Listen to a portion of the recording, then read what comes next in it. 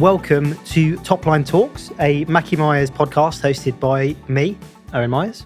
And me, Jenna Mackey. As a multi-sector finance, operations and people recruiter, our aim is to bring our listeners inspiring stories from exceptional business leaders across a variety of different industries. In each episode, we'll be discussing careers, industries and talent experiences to help propel the next generation of business leaders forwards. In this episode, we are delighted to be joined by Amy Prendergast. Amy, welcome and thank you. Hello, great to be here. Now, obviously, I've known you for some time, but for the sake of our listeners, do you mind telling us a little bit about who you are and what you do? Sure. So I'm Amy Prendergast. I'm the guest and people director at Treetop Golf. And we are an emerging mini golf brand. And for us, one of our USPs is really leveraging the immersive experience of the mini golf play. And we're on a very exciting expansion journey where we're looking to double the size of our sites in the next few years across key locations in the UK as well. Like, we really want to get into the detail of that, but could you just give us a bit of a background as to you, who you are and how your career has developed to where you are now? Because you've got quite a different sort of background to what one might think. Yes, it's very varied. So the last 10 years has actually been spent working in charity, in not-for-profits. That's very much where my career began. And I've had the opportunity to work for several charities and in quite a few roles as well. And one of the unique things with the charities that I've worked for, they've always had a business focus. So two key charities, the Prince's Youth Business International and the Retail Trust as well. And although they are technically charities, they're very much a hybrid because actually the good that they do is all focused on supporting people in a business commercial environment. But worked in charities for the past decade, and 9 of those 10 years was working with the Retail Trust, and they are the leading trade charity supporting the health and well-being of retail colleagues, and had a fantastic journey there. Started off in junior level position where I was really told to come in and was very much given an idea. It was a blank sheet of paper, and the idea was, can we do something to support young people who are disadvantaged and get them into jobs in retail? Very much took up the challenge and led on the growth of all of our employability programs, which supported thousands of people and also generated income stream for the charity as well. So very much started in what I'd call the L&D HR space, and further got involved in HR and the people world, and getting much more involved in setting people strategy and leading the people agenda. Another thing that also set me up for success, and one of the great things the Retail Trust did for me, was sponsor my MBA. And that was a journey. That was 2 years part-time, and doing that working a full-time job was challenging in itself. And it was only towards the latter half of my time at the Retail Trust I took on broader change and transformational roles, which really exposed me to a whole another world, and as well as leading people teams, opened my experience with leading technology teams, data and operation teams, as well as leading on multiple strategic projects as well. So lots of learning at the Retail Trust. It was a really great journey to be part of, and inevitably has set me up where 16 months ago I took a big step and changed industries completely. Did you find it hard to get the jobs put in front of you that were outside? Because I remember when we were speaking and you said, I really want to get back into hospitality. It's where I was at when I was younger, and I really love it. How hard did you find it to get to a position where you're being put forward for jobs that are in that space, having not done that? Yeah, it was initially difficult. When you don't necessarily know an industry, part of it, I think, is finding the right recruiter, and finding the right recruiter who understood where I was, what my aspirations were, and how I could get there. And some recruitment companies that have been well established, large, work with the big players in the industry, just unfortunately didn't necessarily have conversations. So it was difficult trying to find out who the right recruiter might be, who's able to support me. Yeah, for sure. Has your MBA been useful? So for those potentially like, let's say our listeners are thinking about doing an MBA, how useful has that been in applying into your day-to-day job? For me personally, it's been useful because I haven't got that business background. So perhaps for someone that does have more of a business background or a business qualification or experience working in that business environment, I can't say maybe how valuable it might be for them, but based on my own personal circumstances, it absolutely was, because it really does take you through that full business strategic level and understanding all of the areas that aren't your discipline. Finance, operations, marketing, brand, you cover the whole entire spectrum. Beyond the learning, what is great about it is the network that you're able to develop, and that is still a network that I'm able to draw on and connect with and engage with as and when I might need to. But for me, again, because I didn't have that business background, it equipped me with that business knowledge to then take into my next role. Yeah. Didn't you do an MBA? I wasn't doing an MBA. I actually started a master's in leadership and management. Yeah. And then realised I was enjoying doing that more than I was the job I was spending 70 hours a week doing. And I thought maybe I should change my job. Maybe. So, yeah. But no, it's fantastic stuff. What's the actual reality of doing an MBA part-time? Just to kind of pull back the curtain for people that are potentially looking at doing it. Oh my goodness, it's tough. Yeah. It's tough. And I'm quite thankful I did it before having a child, because I really don't know how I'd be able to do it now. But it is a commitment. There is no two ways about it. You have to make sacrifices, and working kind of full time, you have to almost prioritise that. So when could I do my MBA? It was in the evenings, or it was at the weekends. And so very much the weekends, didn't really see them for near enough 2 years. But for me, it was, I was willing to do that and to take those compromises, because 2 years ago is quite fast. And at the end of it, I came out with a distinction, which was huge for me. I had very low expectations of myself. I thought, oh God, if I just pass this, that would be great. And so to come out with a really high grade was something to be very, very proud of. But you can't, my advice would be, you can't go into it if you're not willing to commit to it. It needs a bit of you, it needs a bit of time, and you've got to be okay with making that sacrifice. Good advice. Very good. Should we talk a little bit more about your current job? So what's your portfolio at the moment in the business? So our portfolio in terms of sites? Why don't you start with that? Actually, yeah, good idea. So Yes. What does the business look like? And then within that, what are you responsible for? Sure. So we currently have 5 sites. Yep. Our first site was in Cardiff, then Manchester, Leicester, Birmingham, and most recent one is Metro Centre up in Gateshead, and we're due to deliver on site 6 at the end of the year. And as I mentioned, we're now gearing up for the next chapter, I guess, where we're looking to double the size of our sites within a relatively quick time frame within the next couple of years, which is the fastest scaling up we've done for as long as we've existed. So very exciting, and looking to come to some more key locations in the UK as well.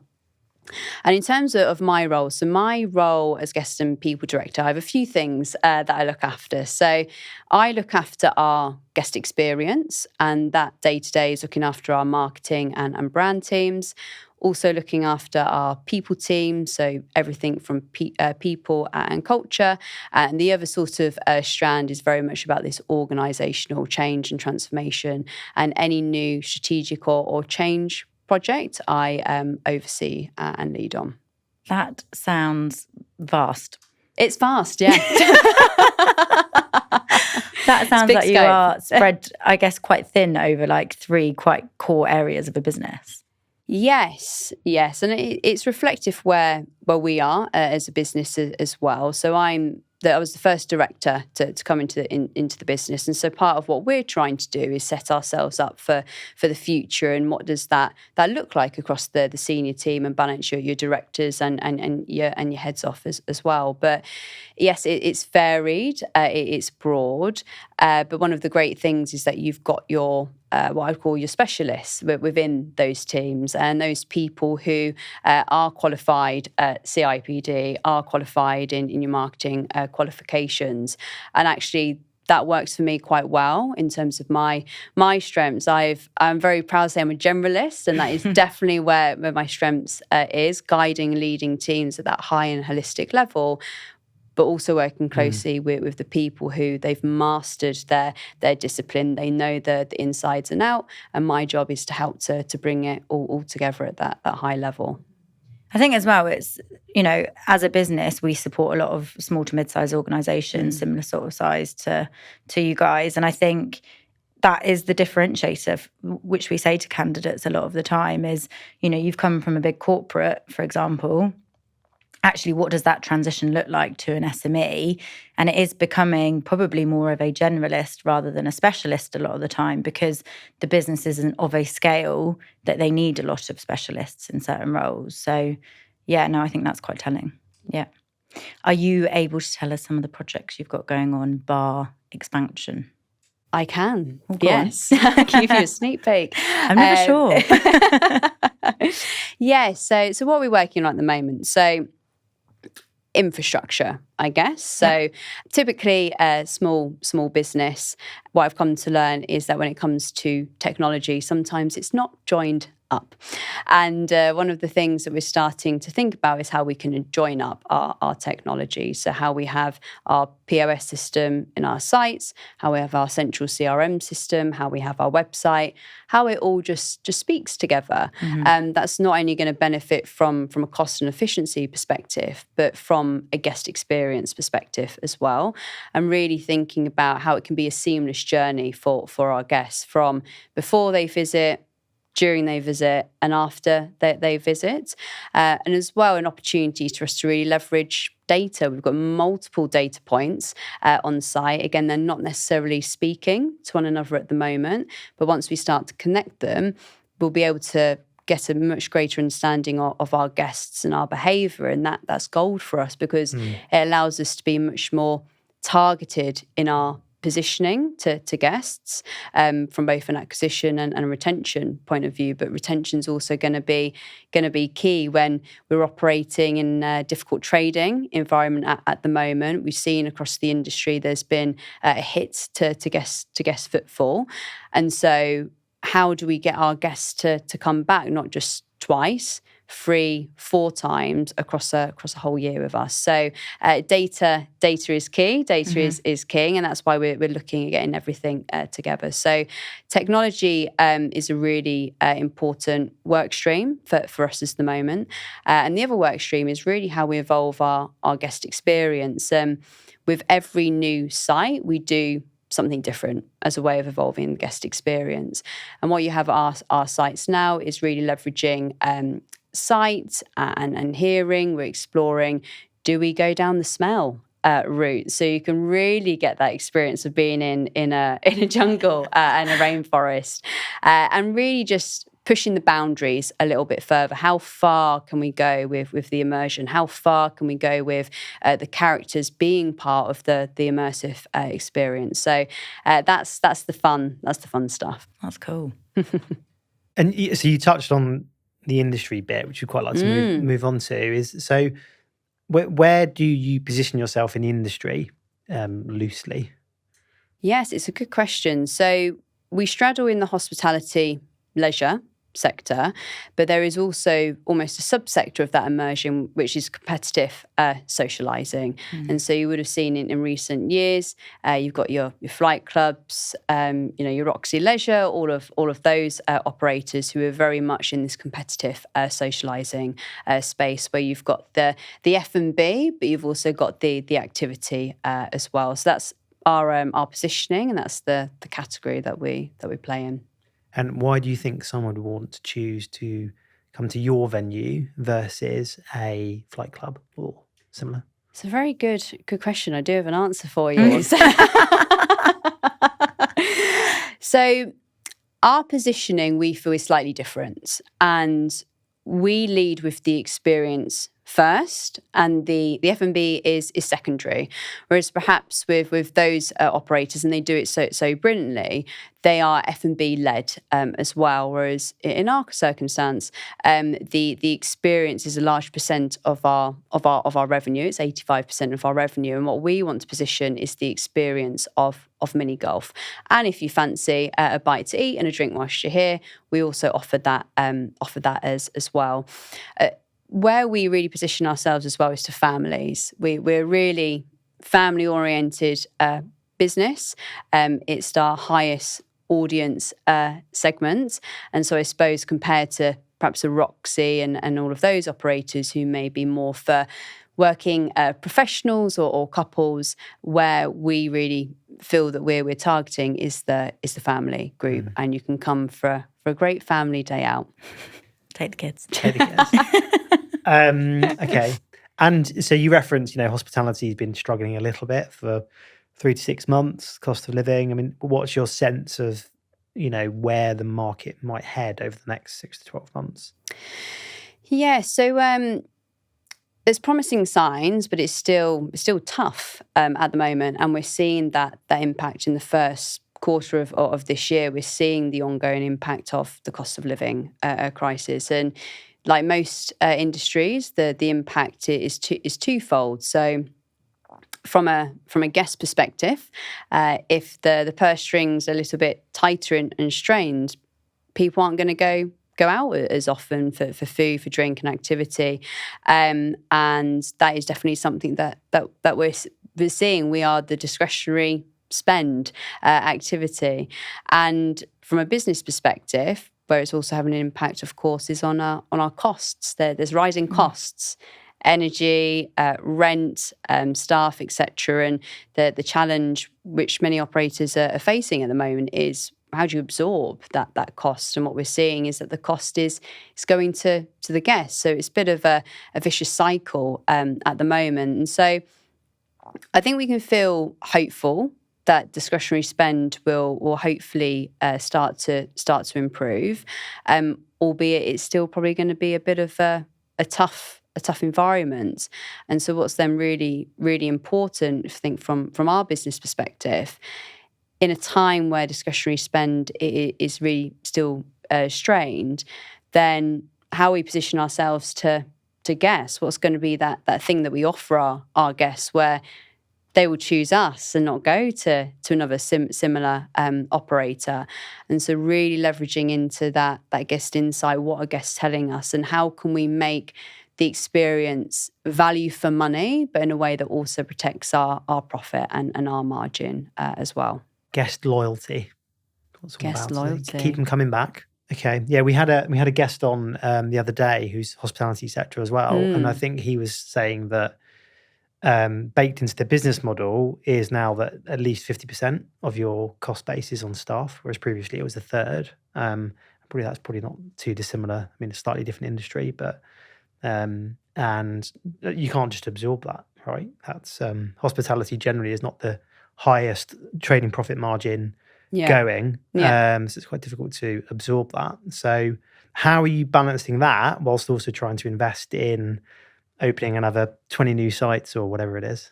And that's exactly it. It's trying to manage your cost base whilst you're trying to grow and scale and need to make the investments. Now, one thing that we're committed to is committing to the national living wage increase. So that is something that we've done since day dot, and very much sticking to our values and principles as a business. That's something that we're not willing to negotiate on. So we are committing to that increase this year, which absolutely means that we've got to make some cost adjustment elsewhere in the business. And looking where we can reduce costs, so I suppose the obvious wins, what are the costs that we can turn off. And the great thing about mini golf is that it's a very lean business model. You haven't got all too much variable costs. It's quite slick and efficient, which is great. But one of the things where we've had to make decisions is around what I'd call new things. So our strategic initiatives. What are really going to be the things that are critical for us to invest in to move us on ahead of Site 6 and Site 7? So there are some things in the pipeline that we really want to do, but they're more of a nice to have rather than a must have. And to your point, it's really prioritising those strategic things and investments that are going to help move the dial and support our growth and expansion. Yeah, okay. Interesting segue onto people, actually, because that was going to be it sounds like if you keep growing, you're going to have to be doing a lot of hiring. So yes. do you want to do a plug for Topline Golf as to why should people come and work for you? Topline Golf, we've just merged the podcast and the company name together. I like it. If you're looking for investment, Oh, so an elevator pitch. No, yeah, elevator pitch. Yeah, why should people come and work for you? Why should people come and work for us? We welcome everyone, and I mean that truly. We've got a very diverse portfolio of team. It doesn't have a bias to any sort of demographic. So it's truly a place for everyone. We're very proud to be a very inclusive employer as well. And come and work in the rainforest and jungle. Who absolutely want to do that? Done. Find me someone who doesn't.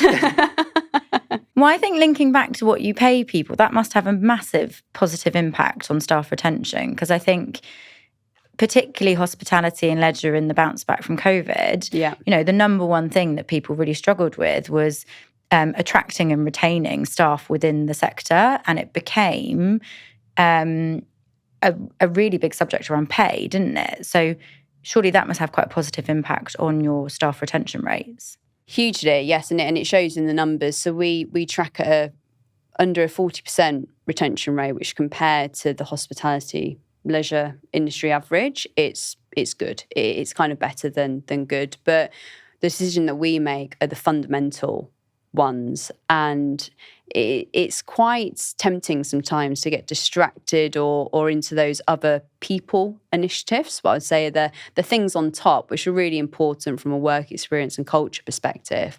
But we stay true to just doing the basics really right, paying your team really well and committing to that. It's a non-negotiable as a business. So if we have to make a trade-off in some other places, okay, we might not be able to have our annual social event calendar event this year, but it means that we can keep paying everybody and keeping in line with inflation. Yeah. What's your view on, because obviously frontline workers in hospitality have to be on site. What's your view from a more head office perspective and what that looks like? Yes, so we actively encourage it. So we introduced a new initiative this year called Time at Treetop. It's actually something that we get all of our new starters to do. So everyone who's joining the central support team will go and spend 2 weeks on site, probably doing a couple of sites, but to really understand how the business work. That is our business. And so we place a huge amount of importance in everyone having that training and onboarding and really getting to understand how it all works. And what we actually found was people found that really valuable. It's something that's really spoken about quite highly. And so to tail on to that, we've introduced Time at Treetop, but doing it every quarter. So a member of our central support team will go and do a peak shift. So a Thursday or to a Sunday, and go and work with the team. And it's not only important from connection, so there's that connection between central support team and our site teams, because that's always going to be a way that our site teams, that's how you show appreciation. That's how you show value. You get stuck in and you do what everyone else is doing, but it also allows us to stay really aligned to guest. So we have a guest survey, which is great, but there are some things that you can't see in a guest survey. And so it keeps us really close to guests, understanding their patterns and behaviours. So that's something that we've launched this year. And it's I've got mine coming up so I've been allocated Leicester. So I'm at Leicester site this year, and I've got mine coming up in a couple of weeks. Back to be your fun. roots. Back to my roots. I think that's a great initiative, though. Actually, Yeah. sort of back office, spending time in the business. Well, it's slightly different. A few years ago, I recruited a senior finance role for a train operating company, and the interview was, we all spend time out and whatever. And I think very quickly into his job, there was quite a lot of strikes going on. And so his time in the business was high vis, helmet, basically being like a station master. Yeah. Crowd control, and it was a bit of a baptism of fire for him. So, I can imagine. Yeah. I can imagine. Probably slightly more pleasant experience with over in Leicester. So, Are you ready for our top line quiz? I'm ready. So our top line quiz, we ask every single guest. How do I explain it? It's broken down into 2 parts. They are quick fire questions. The first half is around recruitment, talent, perceptions. Yep. And the second half is more leisure, hospitality, and just personal based. Great. You'll be happy to know there are no right or wrong answers. Amy, are you ready for your top line quiz? I am ready. Excellent. Here we go. Masters or MBA? MBA. Charity or hospitality? Hospitality. Potential or experience? Potential. Teams call or face-to-face? Face-to-face. Sector or skill set? Skill set. Pub or nightclub? Pub. Fine dining or takeaway? Fine dining. Celine Dion or Shania Twain? Oh, gosh. Celine. Good choice. McDonald's or KFC? Mackey's. Married at First Sight, UK or Australia? Australia. Wow. Have you been watching it? Yeah, I'm not up to date though, so... My lips are sealed. Okay, good. And that was the top line quiz for this week. That was fun. Almost want more. We have one final question for you. Yes. So obviously we speak to a lot of people across a lot of different sectors. I guess you're in hospitality and leisure, but that doesn't mean your answer has to be wedded to that sector. But if we were to bring another guest onto our show, is there anyone you would want to see? Oh, in terms of someone across hospitality, leisure? Could be charity, could be within the sector. And a name of that person? Well, a figure within a business. Figure within the business. I suppose what might be quite interesting is, I suppose, a guest maybe in sort of the hospo leisure environment who are scaling up a little bit quicker and perhaps more from that, I'd probably say like an MD perspective. That could be quite interesting. So competitive operator, maybe a little bit more advanced in their growth journey. And that might be quite interesting to see what opportunities and challenges they may be facing. Any brands come to mind? Just some of our competitors, really. I'll take any. Just see what they're up to. So you've got a flight club. I mean, they're doing great things, and they're global as well. So they're a brilliant business to be able to speak to. You've got Lane 7, who are growing really fast, also kickstarting international expansion. You've got Roxy Leisure, who are probably 14 sites plus. And what's really interesting about them, they're just about to launch a new concept to Roxy Leisure, which is around bowling. So interesting how they are achieving their growth and scale through diversification of their brand. So if you guys could line them up or listen. You'll tune in. I'll tune in. Yeah. I'll be there. Okay, good. Good to know. Well, Amy, thank you very much for your time. Thanks for coming in. We've obviously discussed some really good insights, and I think hopefully that's been really valuable to our listeners. For those of you that want to hear more inspiring stories from our leaders, please do hit subscribe on your media of choice. You can find us on Spotify, Apple, or YouTube. Until next time, this has been Topline Talks, and thank you for listening. Cheerio. Bye.